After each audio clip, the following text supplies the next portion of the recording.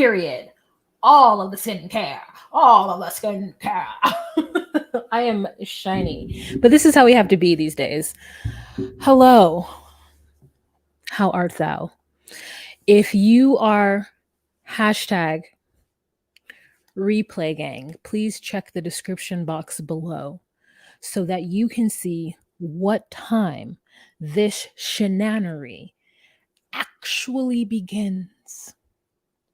This is a surprise live. Hi, Dedria. How art thou? I hope that you are good. 5 people in the room. You know, we're going to give you some time to enter. Oh, yeah, let's find the song.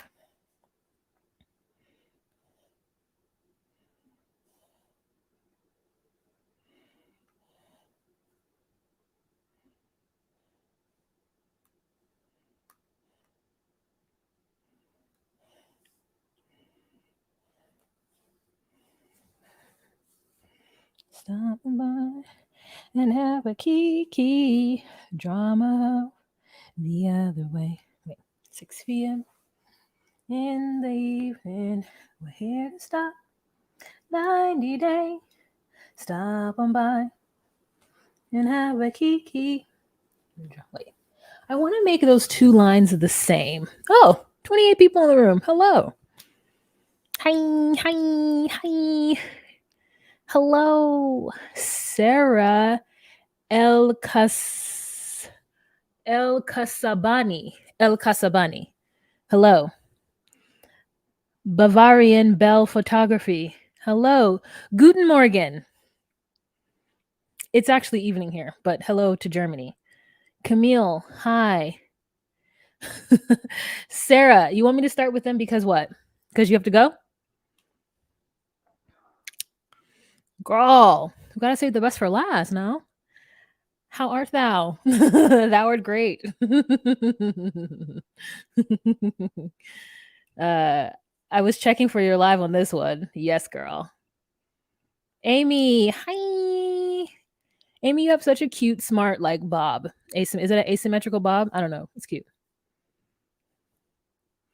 Ladero, hello. Living Queen, hi. Pamela, how you doing? Babs, hey girl, hey. Yazelle, welcome back. Daphne, hi. I'm trying to go to sleep. Okay. Well, let's let people come in. I'm trying to figure out the way I'm gonna sing this song. So it's 6 p.m., 6 p.m., 6 p.m. in the evening. We're here to talk 90 day. And I want to make the same thing. So 6 p.m. stop on by in the evening to have a kiki drama of the other way. No, that's just I make myself sing it the way I've been singing. It's 6 p.m.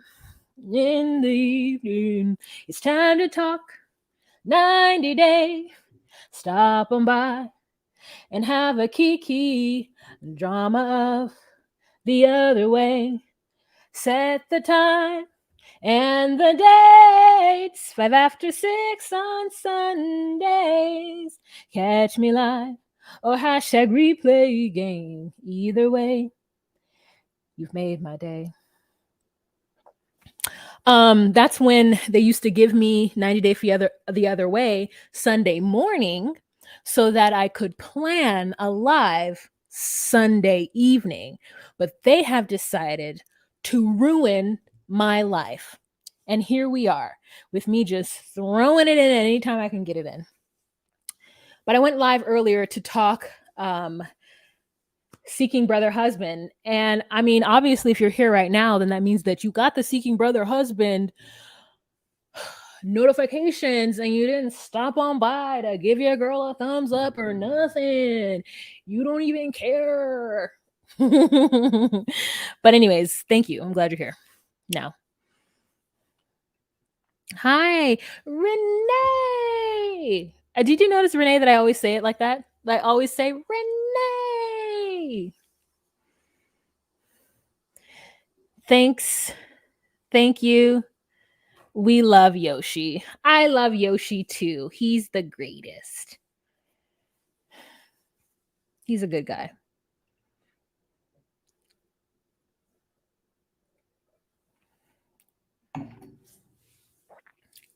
He's a good guy and he's very generous. Connie, hi. Pamela, hello. He doesn't really watch TV. So the fact that he's watching this show, I'm really grateful to him.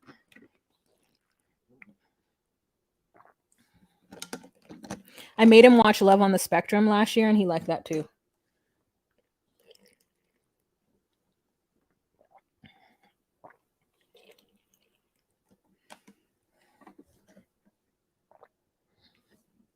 This is almost a gallon. It's 116 ounces. Or for those who do milliliters, it's 3,400 milliliters, approximate capacity. So we're trying to drink all our water. Oh, it's already 6. You want to get started? He's a cutie. He is. Okay. Absolutely, Amy. You know the drill. Absolutely. Hey guys, it's Wahima, but just call me Wah. Melanated! Welcome to my recap of 90 Day Fiancé The Other Way, Season 4, Episode 12. The glow will soon be ashes. My name is Wah, and if you're new to my channel, I do recaps of relationship reality TV shows such as 90 Day Fiancé, Love After Lockup, Life After Lockup, 90 Day The Other Way, Before the Way, After the Day, Happily Ever After, all of it, as well as Seeking Brother Husband, Seeking Sister Wife, or, shows like that. So if you were at all interested in that content, please subscribe to my channel. But don't forget to give your girls a thumb up if you don't subscribe to this channel. And if at all, while watching this, you get the hee ha-has and you want to give your girl a tip like those that did last time. Who gave me a tip last time? Oh, someone just gave me a tip now. Michelle McFadden. Thank you so much, Michelle. Thank you. Thank you. I see who you are. I'm not going to say, now that I've said your government, I don't want to say your alias. You know what I'm saying? I messed that up. Also, Hard to Know gave me a nice tip last time. So thank you, Hard to Know, who was in my Seeking Sister Wife or Seeking Brother Husband one. Thank you so much for that. But yeah, if you are an international baddie, you can go next to the thumbs up and there's a couple stations over and you're going to see something called a thank you. You can do that as well. Somebody did give me a thank you and it came in the form of an email. So I didn't quite understand what was going on until but we'll talk about it once I find it and I'm not so distracted. But anyways, welcome. Here's the song. Let's sing it. Ready? It's, what time is it? 9 after 9 in the evening. We're here to talk 90 Day. So stop on by and have a kiki. The drama of The Other Way. Set the time and the date. 5 after 6 on Sundays. Catch me live or hashtag replay gang. Either way, you made my day. Oh, righty. You know what? Because it was asked of me by Sarah or Sarah, I'm not sure how you pronounce your name, I'm going to be the benevolent person that I am, and I'm going to give you guys, let's go to DocuSweeties. I'm going to give you guys who you asked for. And that's Debbie, my angel Debbie. Debbie and Oshama. Debbie and Oshama.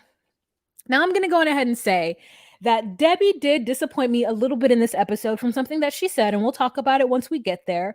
But, I got it. If I check one person, I got to check all the people. You feel me? You feel me? Okay. So we wake up in the morning and Debbie has her confessional with the cameras and she says, I feel like I've aged 10 years. I mean, It's primitive here. They put upholstery on the toilet seat. And I'm like, oh, no, no, no, I can't have that. Honey, I'm good at making do, but this is making don't, honey. I mean, it took an act of God for me to get ready.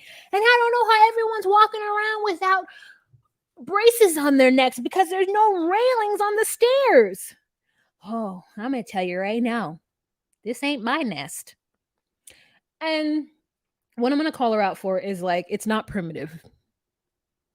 It's you really dilute the word and the meaning of primitive by calling this rather modern version of a bathroom that we have seen on 90 Day Fiancé, that I have seen in my travels. Okay. The only reason why my travel stays in Central America are kind of bougie is because my aunts and uncles who lived in this country have gone back and said, no, no, this is the kind of shower we're going to have. We're going to have an American style shower. You know what I'm saying? So like, for her to say something like that is silly. And also, how hard is it to pick up what she referred to as a garden hose and wash your body off? In fact, there's some people who wet themselves in the shower, take the water off, and then lather up and then put the water on to remove the water. I mean, to remove the lather because it saves water. So I find that Osama's situation is not primitive. One, two, upholstery on the toilet seat is wild. Now, those of us who were born at a certain time remembers the fad that happened in these United States where one of two things occurred in the bathroom. One, carpet. Now, you went to somebody's house, and that person being your granny or your auntie, who had carpet in their bathroom. I feel like carpet in the bathroom is a recipe for disaster, especially if you have little boys. Just a pissy ass carpet in the bathroom. Okay, 1, 2. There was definitely those seats that had that fake leather covering that was squishy. Remember them squishy seats? Who remembers the squishy seats? Drop a toilet in the chat if you remember the squishy seats on the toilet, because I do. I remember at first liking them, but then afterwards realizing what might have occurred in the porousness of said squishy seats. I mean, truthfully, a squishy seat should have only been in a restroom in which you yourself and yourself used. Thank you. We all remember the squishy seat. So for her to say that it is primitive is wrong, but the upholstery on the toilet seat is wild. I've never seen upholstery. But I mean, this was such a good episode. The whole entire thing was amazing. So here we go. So Osama comes up and she's like, I got gifts for your family. And he says, oh, my mother is resting right now. Okay, that is code for mama didn't want to be on TV. Once she saw him, she was like, once she saw Debbie, she was like, I'm tired. I'm gonna go lay down. That woman didn't want to be on TV. She said, no, I'm gonna lay down. No. You saw upholstery on the toilet seat and the lid. Oh, I saw it on the lid, like a little, like the fluffy. You remember that? Remember when we used to have it in my house? Remember people used to buy like fluffy toilet seat covers? I don't know that I've ever even seen them anymore in the wild. Do people still buy like you could wash them? They're just like, they're made of material and you just like, it's made of the same material that the rug that you put in front of the toilet is on. Now, I don't put that rug in front of the toilet. My sister, I lived with her at my parents' house. God bless her. She loved a rug in front of the toilet. I did not. I don't love a rug in front of the toilet.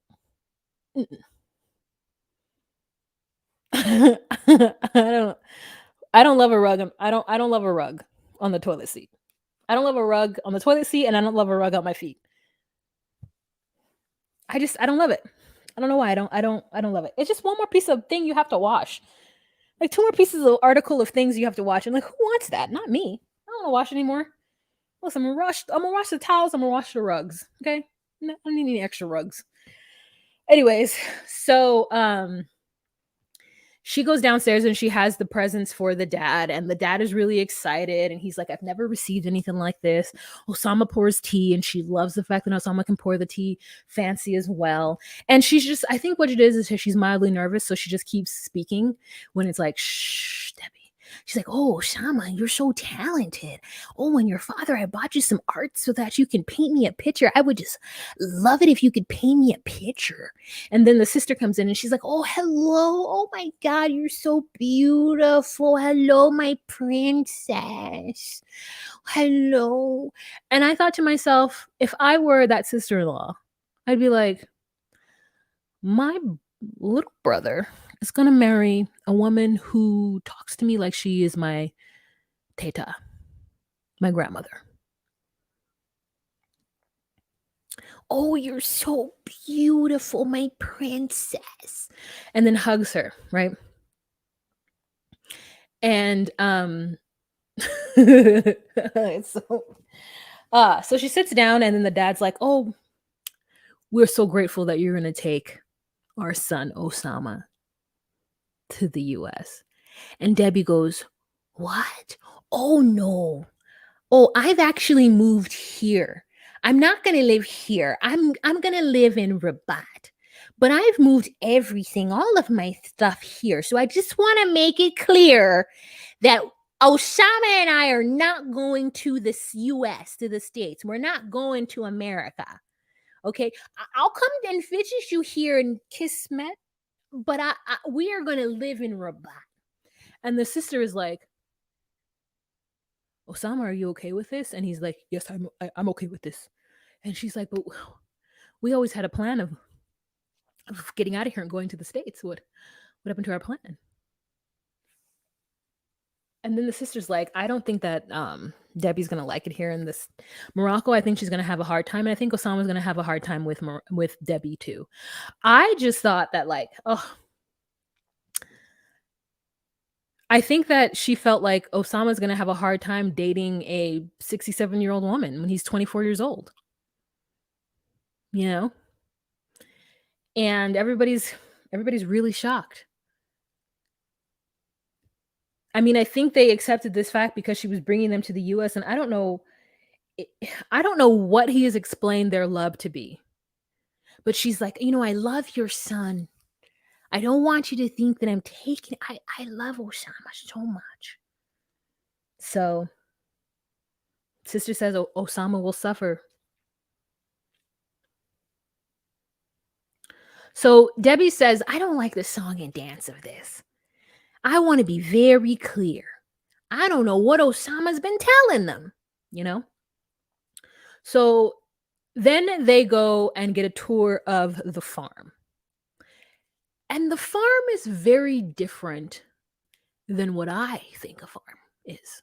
So it was really interesting. I wish that they had give us more information, like what else was on that farm besides the donkey. Were there chickens? I think there were, right? Like I wish they had given us like a tour. Was there a barn? Who knows?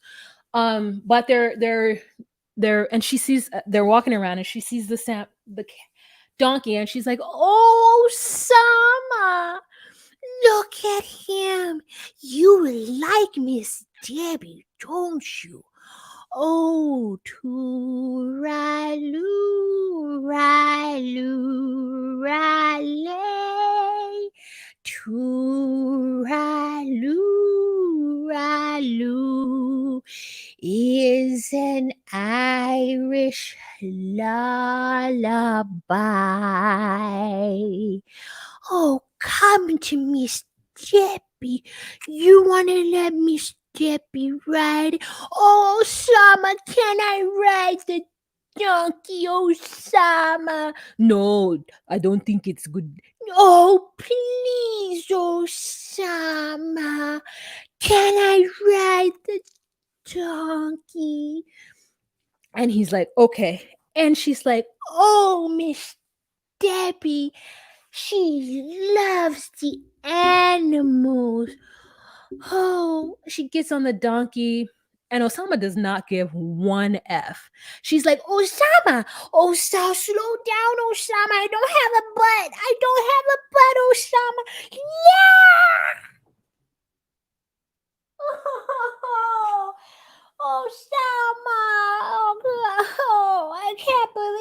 just gosh, can I get a break? I fall off the donkey like a podunk, but I love animals. Okay. Oh, I gotta drink some water after that. That was a lot. That was a lot, you guys. Again, if you laughed at all and you would like to give your girl a tip, I won't stop you. I won't stop you. Oh, you know, it takes a lot for me because I gotta keep my cheeks up when I talk like her.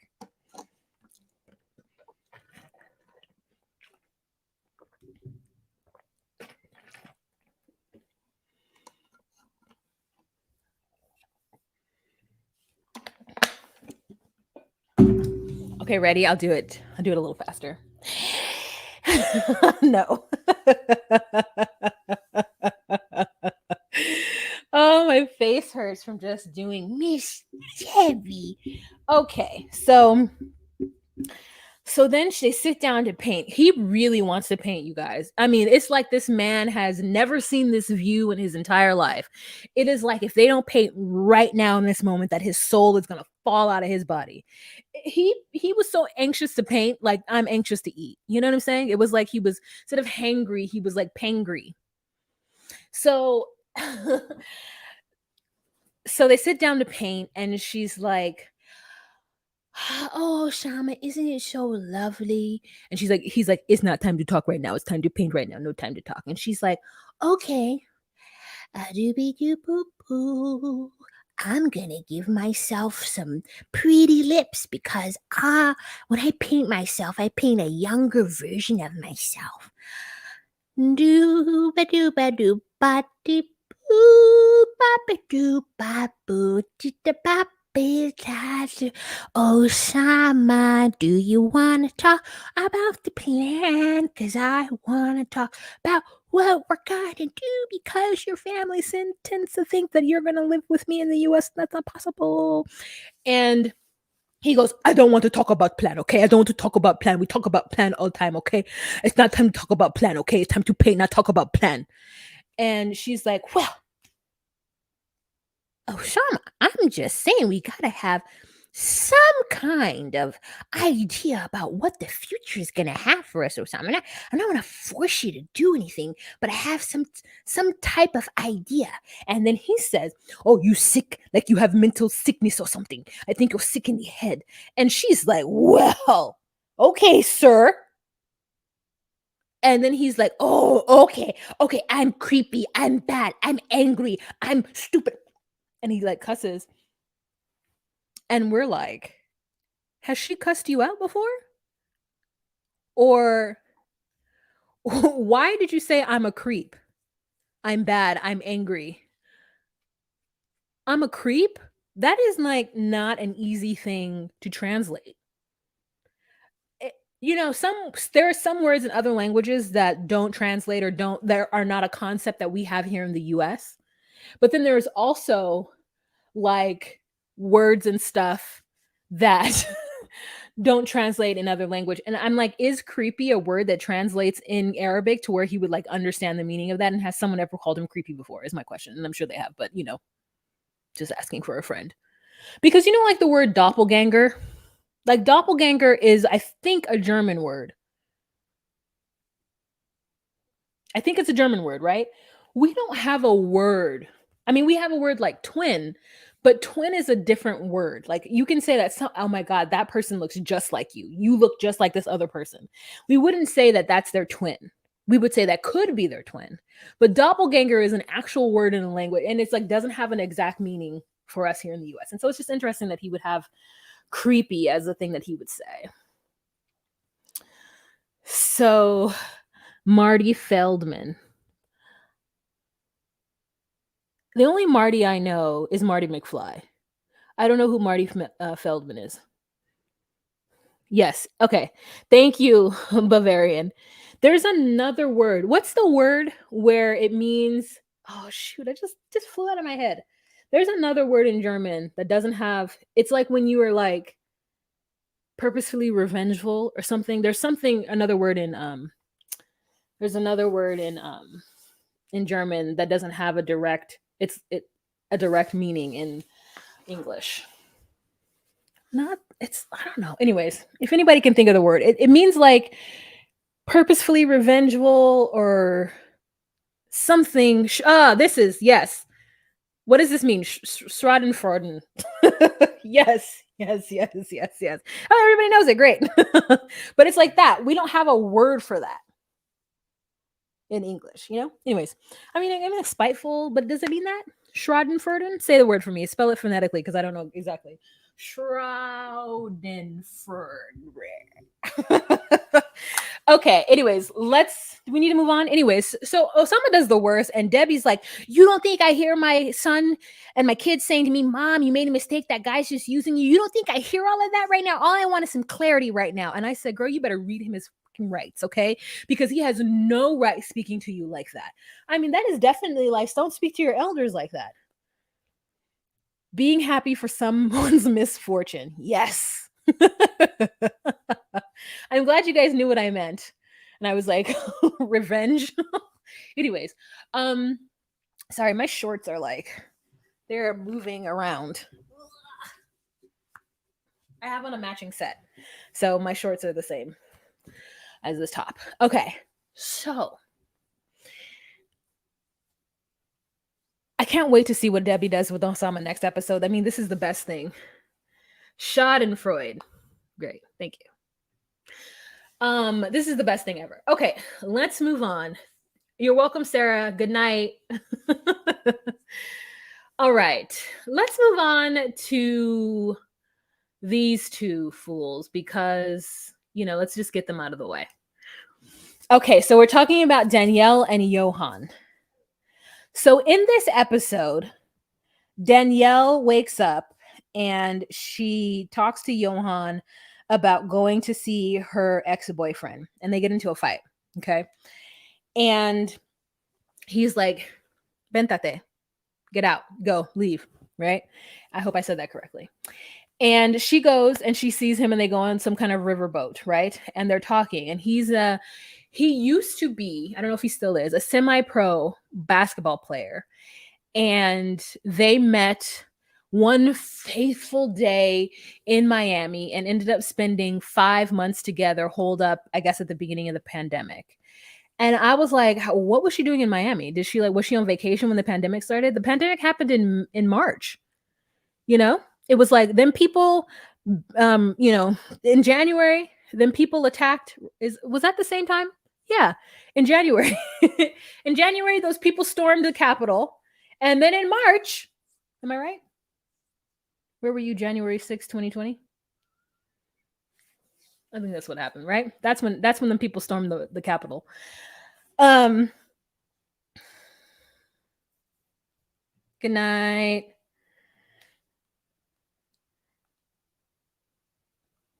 Thank you, Sarah. Thank you, Renee. I mean, Renee, girl, you do too much. You do too much. But thank you, Sarah, for the Cash App or the Venmo, whichever one it was. Thank you. Okay. Let's see. January 6th, 2020. Oh, it was 2021. Boo. 2021. Ugh. Okay, anyways. But the pandemic happened March 2020, right? What happened in January? Something happened to me in January. That's why I'm thinking it. I did something in January.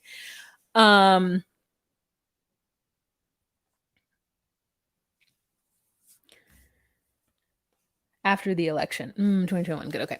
But anyways, so they got holed up somewhere and they became lovers, And when she tells him that Johan is upset, he goes, I can't believe you would be with somebody like that, yo. Oh my God, I can't believe you would be with somebody who wouldn't let you just like do what you got to do. You know what I'm saying? And she's like, I really want you to talk to Johan because the person that I fell in love with is not the person that I married. He's a completely different person. And I guess I keep wanting to tell her is because you were just dating him. You were a foreigner dating him. When you guys got married, he expected you to be his wife and what his version of being a wife is. I don't think that she married somebody completely different. I just think that his meaning in her life shifted. I'm like, that's his wife now. He doesn't want his wife going off to meet some other guy she used to date. And I think honestly that she should respect that.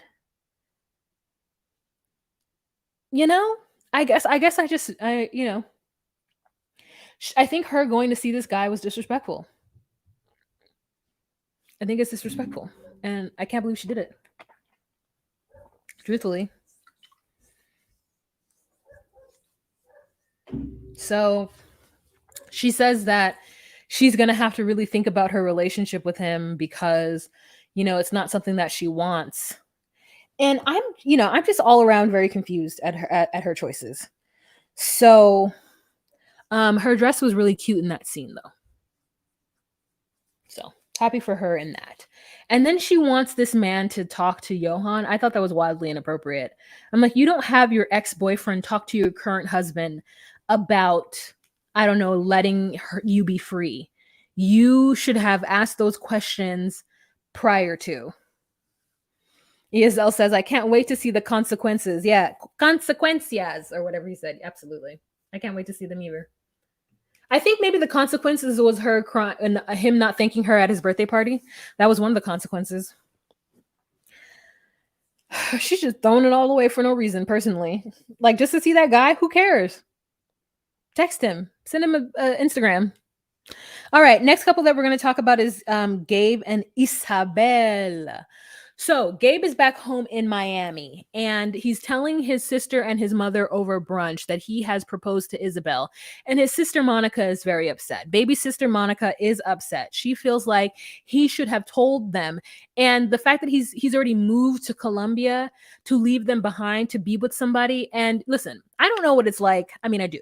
I do know what it's like to be lonely and to want to make a relationship happen by hook or by crook. But I don't know what it's like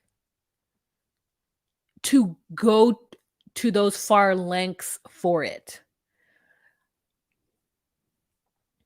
You know? It's the same thing I felt about Chris moving to Colombia to be with Jamie when she had like 2 children back home. I don't know what that feels like. And I think that he has always been looking for somebody to accept him for who he is. And he says that Isabel doesn't make him feel like a misfit, or what, I don't know the exact words he said, but I'm happy for Gabe in the fact that he has Isabel to love and to hold, from through sickness and through health. But I think it's crazy that he didn't tell his family. And the reason why he didn't tell his family is because I think Gabe has always been making questionable choices when he gets a girlfriend, right? And as Monica will put it, girls that are jealous, girls that are needy, and frankly, kind of stupid. And so, if I were his people, I would feel like, okay, here's Gabe making another mistake again.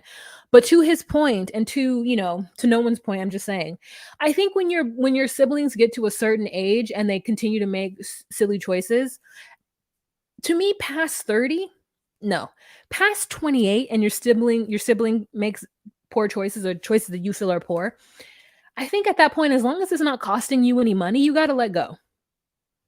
Like, if my siblings' poor choices doesn't end up in them asking me for money or for me having to bail them out in some way, then the truth is like, you don't necessarily need to know every details of the choices that they're making, but I think at some point you just have to support them. And I feel like Gabe is not getting the support from Monica that he wants. But I also feel like it's because Gabe is not explaining himself or saying things in the way that he needs to say. I said this in the podcast. I think if Gabe were to say, hey, Monica, it makes me feel blank when you do blank, or something like that, to have her know. But at the same time, if Gabe is complaining to Monica about how shitty his girlfriends have been, or and when he's in a relationship complaining to Monica, like, you have to understand that those that love you are gonna stand up for you when they're in front of that person, especially if they have that energy or that spirit in them. I'm gonna tell you right now, I'm one of those people.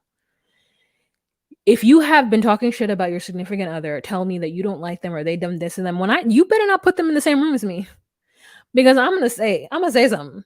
And I think that's the issue, is that Gabe would always, you can't tell someone you love about someone who's hurting you, because they're gonna want to defend you. So, I mean, some people, right? So, anywho, sister drops him off at the airport and is gonna meet him in Colombia for the wedding, and we get a snippet of next episode of the sister like saying some things that Gabe feels really awkward and feels like Monica's making the situation worse. And I think that sometimes, when you have a sibling, some things need to be said.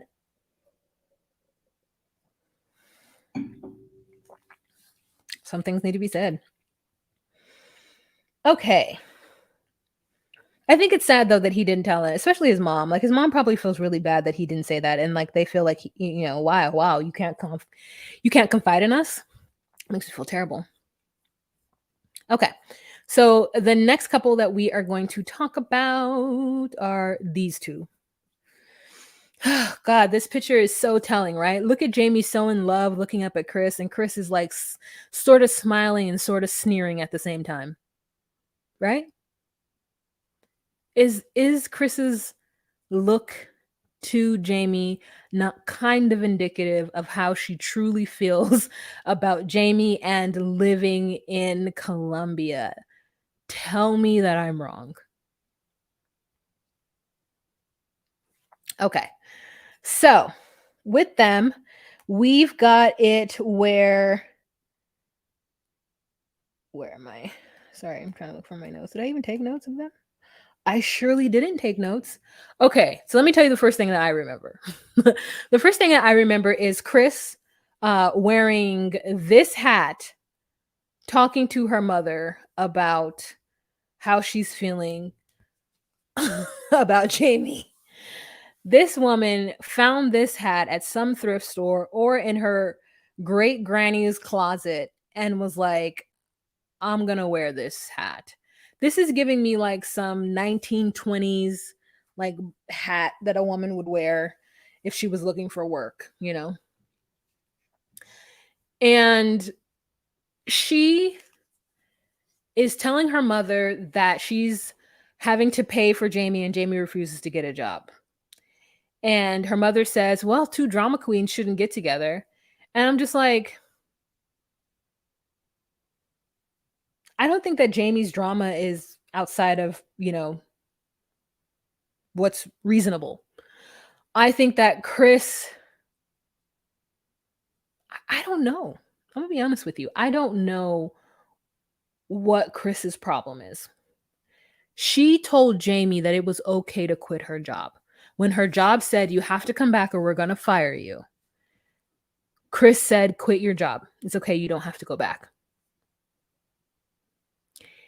And so, like, I don't know if the painkillers that she's on has got her brain scrambled and thinking something other, but the truth is she doesn't want to live in Colombia. And I don't know why she just doesn't say that. She doesn't want to live there. She doesn't want to live there. And it's not enough that she loves Jamie. I think that she doesn't want to pay for everything, even though she said she was going to pay for the rent and Jamie would take care of the utilities. She's not coming back until Jamie gets a job. Apparently she's coming back, but it's just like, it's crazy that she's spun this narrative that has Jamie looking like she just wants to be taken care of. And I'm pretty sure that Chris made it seem like she would take care of her, because I think that's what Americans do. Is they're like, oh, I could live like a queen over there. So she tells her mother that Jamie threatened to sell her necklace. And I was like, I can imagine Jamie threatening to sell that necklace with her father's ashes in it, but like, who the hell would buy it? Who the hell would buy it? And I mean, that goes to show you that Chris cannot be trusted. She gave something precious to this woman and then just stayed away for 5 months and barely talks to her. So Jamie goes and she meets her friends, and she says that her friends are used to seeing her with her hair down, her makeup done, and her heels on, but she's a shell of a person that she used to be. And her friend is like, hey, listen, I hate to say it, but I told you so. You should have never married that girl. Okay? The fact that she disappeared from you the first time and then you chose to marry her was like wild. And she's like, well, I know she's coming and we're gonna work it out. I still want to give her a chance. And the friend is like, girl, move on. And Jamie can't find a job because I guess there's some kind of like, I think I heard somewhere that that the way that some folks feel about our Mexican brothers and sisters coming over and working in the US is how they feel about Venezuelans in Colombia. So she sometimes faces some discrimination. And I wonder what it takes to get a job permit in another country. So like does she have a proper job permit? Or is that why it's hard for her? Or is it just like straight up nationalism? Like is it what is it not? It's not racism, but like nationalism or like xenophobia or something, Just wanted to know. Have those questions. So we'll see what happens. Now let's move on to a fun couple. And that would be, if I can find the picture of Mahmoud and Nicole. Mahmoud and Nicole, girl. Okay. So Nicole figures out how to light a stove, everybody, and we're so proud of her. It's like our little baby bird has left the nest, okay? And Mahmoud comes in and he's like, "Oh, honey, what are you doing, honey?" And she's like, "Oh, I'm just making tea, honey." And he's like, "Okay, I talked to my brother's wife and said for her to come talk to you and take you out so you can buy some vegetables." And she's like, "Ooh, vegetables." So she meets with Fatima and they go to the market hand in hand to buy some vegetables. And Nicole doesn't know what to do. She says that she's overwhelmed from the sights and the smells and the sounds, but also the fact is that she's like a little baby bird in Egypt. Like she doesn't know how to do anything. She doesn't know how to go to the grocery store. She doesn't understand that 55 whatever Egyptian money is for a whole chicken that you have to like defeather and like I don't know do whatever to is not a good price. But the fact is they said that chicken was $2.25 and let me tell you right now that's a steal. I don't know where you can buy chicken for $2.25 in the US. Now where I go, shoot, a whole chicken be like $6. So I feel like Giselle said, sorry. It's like Africans going to South Africa. Xenophobia is strong out here. But aren't South Africans African? Other Africans. I see what you're saying. Going to South Africa. Ooh, interesting. Are you in South Africa, Giselle? Why did I think you were in Texas? Girl. Did I just make up a whole story about you? Crazy. Mexicans also discriminating in Guatemala for going to Mexico for work. Oh, I love me a Guatemalan. So anyways, Nicole doesn't understand it. It's all too much for her. And then they go to buy the vegetables. And they say that the vegetables are like $85, 85 whatever. And she's like, "Oh, that's a good deal." And I said, in no world is an eggplant more expensive than a chicken, girl. So maybe it's just truly all too much for her. Like maybe she doesn't understand anything. I'm sorry, I have some irritation right here. That's why it's bothering me. It's like, oof, sorry. So I'm just confused at the whole situation. And so is Nicole. So they get back to the house and Nicole tells her sister-in-law Fatima that she's thinking of going back to the US. And Fatima's like, "Have you talked to Mahmoud about it?" And she's like, "I will." And she's like, "Ooh," you know what I'm saying? And I'm just so impressed with Fatima for being a polyglot. The fact that she speaks Mandarin, I don't know if she's speaking Mandarin, but whatever her native language is, the fact that she speaks Arabic and then English, like, come on, sis. I love to see it. We love to see it. We love to see it. So then the next day, she's wearing a really beautiful dress. I loved it. Mahmoud has a surprise for her. He's like, "Honey, I have a surprise for you. I know you wanted this, but let me take you." So she's like, "Where are we going, honey?" He's like, "It's a surprise." And they get to this like gated space, right? And then all of a sudden they walk in and it is a feral cat prison. None of these cats look like they were born or raised in any type of situation that was healthy. Everyone looks. Oh, is it Mandarin? Great. I'm glad I know my Mandarin. I could tell it wasn't Cantonese. And I just The smell must have been out of this world. The fleas must have been a hopping. And she goes in there and pets them cats. Now, you know I don't like a cat, but if a cat were to ease up to me and it didn't shed and I was in a good mood, possibly drunk, I would pet it. I've pet a cat before. I've regretted it, but I've done it. But I wouldn't have been, at the moment I walked in there, I would have backed on up. You know what I'm saying? It's like I want to apologize to those folks in Turkey that were mad at me for talking about um, cat street cat culture. If y'all remember that argument that somebody had with me over it. And I'm going to say that the cats in Turkey are much better than the cats in that prison that she was going to get. And then she was like, listen, I don't think it's a good idea for me to buy this cat right now. So let me sit down with my man and tell him that I want to move to the US. So she says that to him. And he is like, I thought you would have given Egypt just a little bit more time. He now is like frustrated because she wants to leave again. And he's like, I thought you were going to give this a chance and you're not. You're just like, she's all over the place. And I get it. I get it. She is all over the place. You would think that she left the first time, that when she came back the second time, that she would just really stick it out. I don't know, learn the language, do something, like get the business going, something so that she could have something to hold on to besides her hate of this country.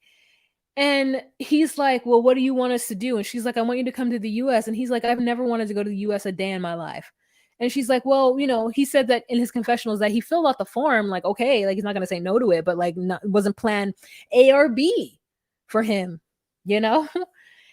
Fatima even tells her that the mother is going to cry, cry, cry because that's who lives with her. She'd be living by herself otherwise. Girl, it's a lot. It is a lot.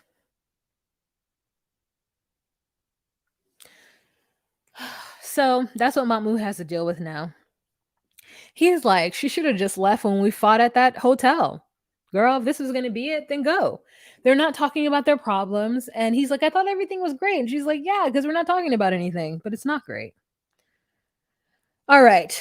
Last couple that we are going to talk about are Jen and Rishi.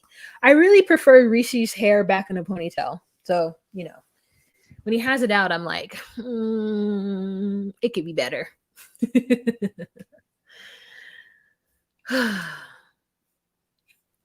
Oh, Connie, I'm glad you remember those cat people who argued with me.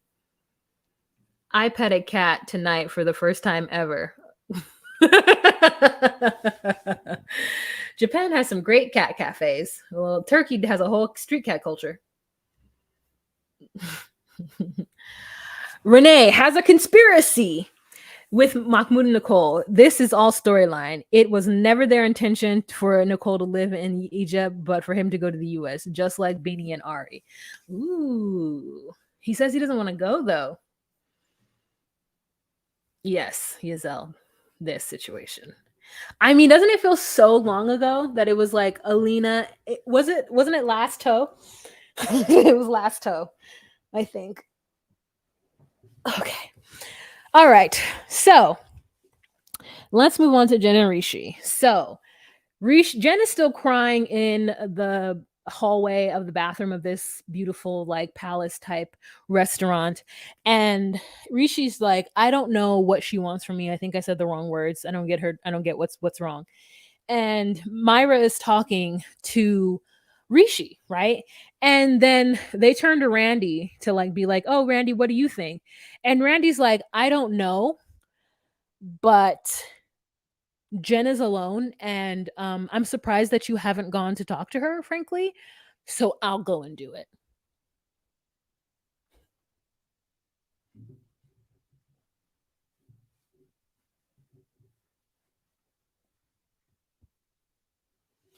And she goes and talks to, to Jen. And Jen is like, I need him to draw a diagram explaining everything from the beginning of time so that I can understand better when his family was looking for a wife for him. And all of us collectively are wondering why it matters. He didn't marry any of them. And of course, his family's looking for a wife for him. He's 33 years old, good looking, and unmarried. And his mother is tired of working. So it is crazy that she would that want to know like he's just lying to her about everything. And the truth is because she is insecure that she's an older woman marrying a very hot Indian man who probably can have the pick of the litter because he is quite handsome. You know? So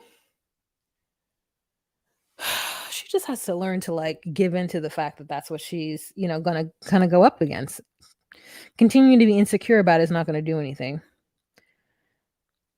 So Myra says that she doesn't think that he's able to truly explain himself. And someone also said that he's unable to be direct. So then we have a scene where Randy tells us that she is going to help out Jen by telling his family, maybe not, about the fact that Rishi and her are engaged. Because Randy, who the blonde is, and Myra is the one in the green, Randy is a certified interventionalist, and she knows how to break news. She knows how to, I don't know, tell people that their family members are drug addicts, or tell drug addicts that their family have come together to give them an ultimatum. In America. So this woman thinks that she's going to go to this country, walk in this lady's house, and break the news lightly to a lady she doesn't know through an interpreter because she is a certified interventionalist. Does that make any sense? And I know producers put her up to it, but it just doesn't make sense. So Jen's like, yeah, I think it would be a good idea. So they call this interpreter. Interpreter comes to the house and Jen is like, wow, you're beautiful. I guess if the mother hates me, you can marry him. And we're like, oh, Jen, don't show the kink in that armor, lady. Don't show the kink in the armor, miss. Just going ahead and move through it. But I mean, she was beautiful. She really was. This is her finding out what it is that she's having to interpret. Shocked, chagrined, upset. So then we've got these two, professionals here, the interventionalists in the blue, and this other lady who's wearing like, she's got a colorful dress on. I hate the earrings, but this is where we are in life. I do like Randy's coiffed hair. I hate the fact that she's not wearing any lipstick. You're on TV, ma'am.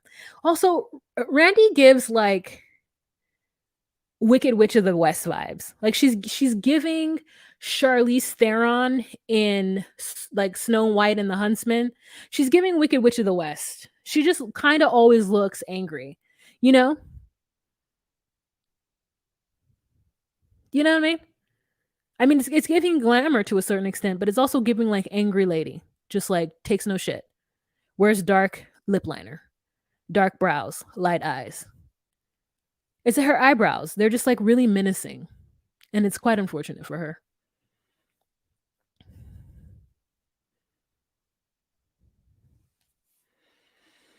So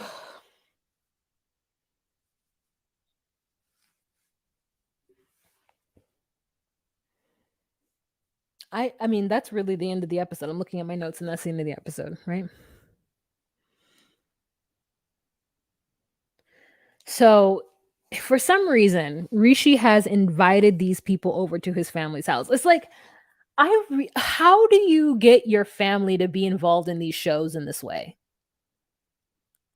Like, I don't think that I could truly convince my family to like be on a reality show where I have to show them something crazy. I don't think I can convince them to do it. And the fact that the fact that, I mean, Osama can get his parents to sit out and meet Debbie, the fact that These camera crews are just stuffed in Mahmoud's tiny, tiny apartment, you know? It is crazy to me. I don't think my parents would stand for such a thing. I mean, it's too many people, right? It's a cameraman and a producer. It's too many people. It's too many people. So, anyways, you guys, that's it. Thank you so much for joining me today. Glad that you guys are patient with me.